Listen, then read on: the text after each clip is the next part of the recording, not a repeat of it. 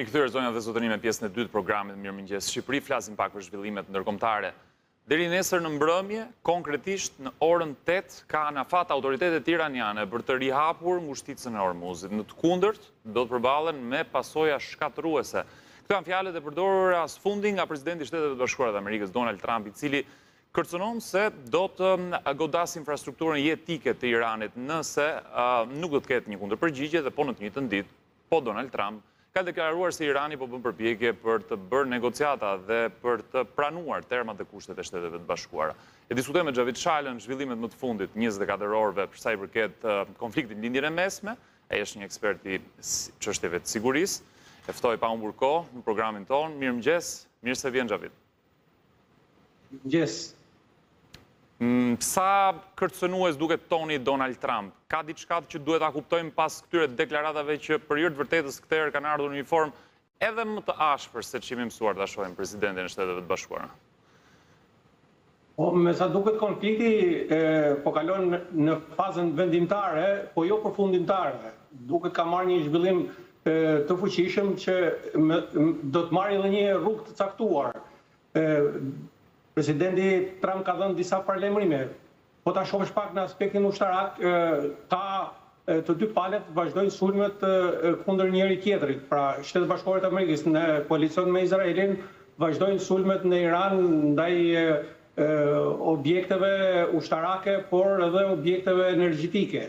Ndërkohë që vazhdon strategjia, zbatimi i asaj strategjisë amerikano-izraelite të dekapitimit apo të goditjes së udhëheqjes së Iranit. Pra, kanë vazhduar këto nga ana tjetër, Irani është kundërpërgjigjur me goditje të raketore edhe ndaj vendeve të gjirit, por edhe sidomos ndaj Izraelit dhe baza ushtarake amerikane në vendet e gjirit. Kjo ishte sa i përket dimensionit ushtarak. Kjo ka dhe një dimension gjeografik, ka një shtrirje të konfliktit, thuajse një rajonalizim i plot, pavarësisht se vendet e gjirit nuk janë përfshirë direkt në të unira, po në aktivizuar por të tjerë jo shtetëror, siç janë Huthit në Yemen, të cilët vazhdojnë her pas here të godasin me raketa në drejtim të Izraelit. Janë Hezbollah, i cili ka ashpërsuar goditjet dhe përplasjet me Izraelin, ndërkohë që në ato zona po ndodh një lëvizje madhe e popullsisë dhe Izraeli po synon në vendosjen e kufirit apo zgjerim në zonën e sigurisë deri në lumin Litani. Pra, nga ana tjetër edhe milicit shite në Irak kanë filluar goditjet. Pra, kemi një përplasje midis një koalicioni Sheba-Izrael dhe një koalicioni të një aktori shtetëror, siç është Irani, me aktorë tjerë jo shtetëror, siç janë këto lëvizje. Pra, kemi në aspektin gjeografik një rajonalizim të konfliktit. Në aspektin global kemi rritjen e pasojave ekonomike, pra një globalizim të pasojave ekonomike këtij konflikti dhe kjo bën që të ndihet pothuajse në shumë vende të botës, pavarësisht se nëse këta furnizohen nga vendet e gjirit apo nuk furnizohen nga vendet e gjirit. Edhe në Shqipëri kjo ka filluar të ndihet në lëvizjen e çmimeve të karburanteve. Në aspektin vetëm 15 anije që mbanin fuqitë e naftës me drejtim për Azinë kanë kaluar 24 orët e fundit. Nëse situata mbetet e tillë me një qarkullim kaq të ngushtë, le të themi, të transportit naftës, çfarë pasojash do të ketë edhe për vendin tonë? Pasojat do jenë të ndjeshme.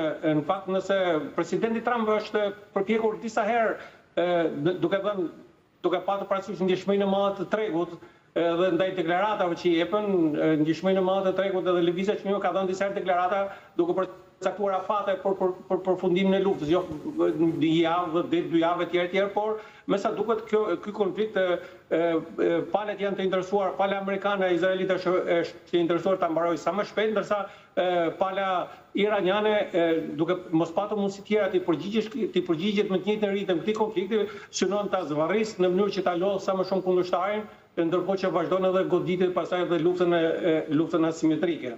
Në aspektin politik dhe strategjik mund themi që të dy palët pretendojnë fitore, pra dhe të dy palët nuk pretendojnë, nuk hapin rrugë në aspektin që të tërhiqen edhe të ulin në tavolinën e bisedimit, pra përveç në aspektit politik që palët janë të deklaruar për luftë, por jo pavarësisht se bëhen tratativa për paqe, por vazhdojnë në mënyrë intensive luftën. Në aspektin diplomatik, ka ngelur me pas aspektit ushtarak, domethënë, palët luftojnë dhe me pak kohë i kushtohet aspektit diplomatik. Duket sikur edhe diplomacia, edhe kërcënimet apo provokimet vijojnë, le të themi, paralelisht, sepse, ndjes vetëm ta përfundoj, sepse dhe Irani gjatë orëve të fundit ka publikuar një video ku shpreh kërcënim për të goditur një nga bazat më të rëndësishme të inteligjencës artificiale, e cila prej një viti punohet për të ngritur në Emiratet e Bashkuara, konkretisht në Abu Dhabi. Duket sikur lufta ka arritur në një tjetër dimension, ku palët tani më tregojnë dhe se çfarë objektivash konkret kanë për të goditur, duke, le të themi, i paraprir hapave të tyre, paraprak.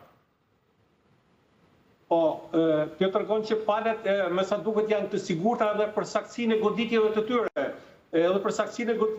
Pra, me sa duket edhe Irani ka kapacitetet për të goditur këto objekte tepër të rëndësishme për rajonin. Dhe ai në farë mënyrë përpiqet që ultimatumit të presidentit Trump për afatet përcaktuara siç tha ky deri nesër në orën 8, të përgjigjet edhe ky me kundër ultimatum, pra duke vendosur objektiva që mund godet. Pra synimi këtu është që palët të bëjnë llogari, domethënë dëmet që mund të shkaktojnë njëri tjetrit, edhe të gjejnë një mundësi për ulje për bisedime. Unë mendoj që aspekti diplomatik që duhet të ishte parsor, pra edhe aspekti ushtarak duhet të ishte dytësor në këtë aspekt, në këtë drejtim, duket që aspekti diplomatik është më pas. Janë disa shtete të fuqishme që janë angazhuar në këtë fushë, siç është në fushën për të ulur palët në tërheqjen e bisedimeve, siç është Turqia, siç është Egjipti, Pakistani. Shohim që nëpërmjet Pakistanit ka një tendencë për përfshirjen e Kinës në bisedime, gjithashtu edhe të Rusisë, sepse me sa duket kërkon garanci tjera Irani, pra nuk kërkon vetëm garanci nga Shtetet Bashkuara të Amerikës, por kërkon edhe garanci ndërkombëtare në këtë fushë për ato pika që mendohet, domethënë që do të arrihet një farë dakordësie në bisedime midis palëve. Por fakti që deri tani janë vetëm vazhdojnë akoma me ndërmjetës, fakti që deri tani nuk janë ulur nuk janë mbledhur në një godinë dhe akoma më ashtu nuk janë ulur në një tavolinë, tregon që kjo mund të ketë një lëvizje tjetër, palët indirekt mund të vinë dakord për një pushim disa ditor dhe pastaj të vazhdoj seria e bisedimeve apo ulja e palëve qoftë në një vend mbledhja në Islamabad, siç po diskutohet, pra në ndërmjetësinë e Pakistanit, në mënyrë që t'i hapet rrugë të kalojë diplomacia në plan parë dhe lufta në plan 2. Po, dhe paralelisht vështirësive për të menaxhuar dhe për të shuar tensionet në lindjen e mesme, Donald Trump ka dhe një çështje tjetër kur vjen puna tek marrëdhënia me vendet e Evropës. Ka një farë irritimi nga presidenti i Shteteve të Bashkuara të Amerikës për mungesën, siç e cilëson ai, të bashkëpunimit dhe të kontributit që duhet i jepnin vendet ndryshme të Evropës, dhe në të njëjtën kohë ka kërcënuar me një dalje të mundshme edhe nga Aleanca Ushtarake, nga NATO. Sa reale, sa konkrete janë këto deklarata të zotit Trump? Unë mendoj që nuk mundet që presidenti Trump të nxjerrë Shtetet Bashkuara të Amerikës nga NATO, sepse ky është një problem politik për Shtetet Bashkuara të Amerikës, është një problem juridik që mund të përfundojë nëpër gjykata atje dhe është thujse e pamundur, pavarësisht se në një farë mënyrë NATO-ja po anatemohet dhe po ulet ka një rënje të prestigjit të saj si një organizatë fuqishme ndërkombëtare, pra pikërisht nga këto paragjykime që i bën, por në statutin e NATO-s, në Traktatit të Atlantikut Veriut, në atë kartë është përcaktuar qartë që ajo vihet në lëvizje, pra neni 5 i saj vihet në lëvizje nëse sulmohet territori i një vendi antar. Deri tani nuk është sulmuar territori asnjë vendi antar të NATO-s, pra NATO është në rregull me anën ligjore të saj.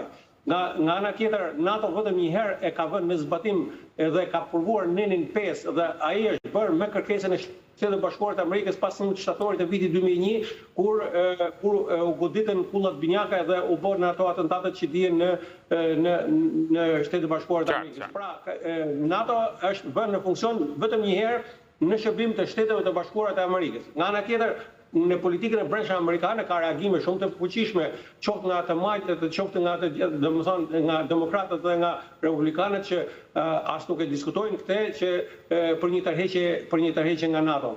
Ka qenë është miratuar një ligj jo shumë vite larg dhe iniciatori i këtij ligji ka qenë vetë sekretari i shtetit i tanishëm, i cili në atë ligj është vendosur që të mos ketë drejt presidenti i Shtetit Bashkuar të Amerikës të tërheqë Shtetit Bashkuar të tërheqë nga NATO. Pra unë mendoj që pavarësisht që nuk është mirë kjo që po ndodh për aleancën, sepse në farë mënyrë po synohet që të dëpsohet, po kjo është mënyra në fund fare, kjo është mënyra e të bërë diplomaci të Trump, ne do të mësohemi me këtë mënyrë, domethënë ai këtë mënyrë ka, ai në këtë mënyrë komunikonte malatat edhe për problemet e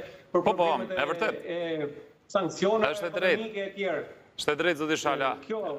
Unë të falenderoj shumë për analizën tënde të shkurtër, precize, për situatën në lindjen e mesme sidomos. Janë zhvillime të cilat përditësojnë shumë shpejt, në fakt edhe orë pas ore vinë lajme nga më të ndryshmet. Dua të uroj një ditë të mbarë, faleminderit për praninë tënde në program sot. Faleminderit ju për ftesën. Ecim me rubrikat e radhës, zonja dhe zotërinj, me Sonjën me temat e radhës.